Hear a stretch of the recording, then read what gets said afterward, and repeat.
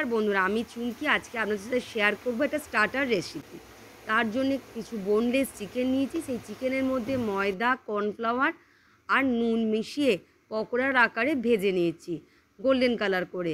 ভাজা হয়ে যাওয়ার পর কড়াইতে আবার সাদা তেল গরম করে তার মধ্যে রসুন কুচি, ডুমু ডুমু করে কাটা পেঁয়াজ আর ক্যাপসিকাম, মানে একটা পেঁয়াজ আর একটা ক্যাপসিকামই ইউজ করেছি মাঝারি সাইজের। তারপর 1 চামচ চিলি সস, 2 চামচ সয়া সস আর 2 চামচ টমেটো সস। এই 3টে সসকে খুব ভালো করে মিশিয়ে নিয়েছি। আর যেহেতু সসের মধ্যে একটু নুন ভাব থাকে, তাই ক্যাপসিকাম আর পেঁয়াজটা ভাজার সময় আমি কোনো রকম নুন অ্যাড করিনি।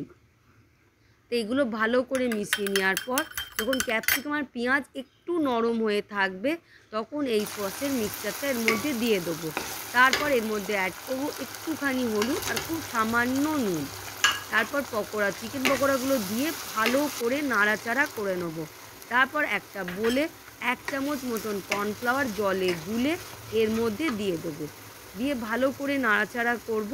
আর তার সাথে অ্যাড করব কালো গোলমরিচ।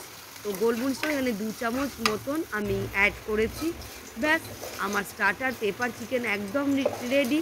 শীতের রাতে জাস্ট ফাটাফাটি, হঠাৎ করে গেস্ট এলে ওটা বানিয়ে দিতে পারেন, বা রাত্রেবেলায় মিক্স ভেজ চাউমিন করে তার সাথে স্টার্টার হিসেবে খেতে পারেন, জমে যাবে। আর ভালো লাগলে লাইক, শেয়ার, সাবস্ক্রাইব করতে ভুলবেন না।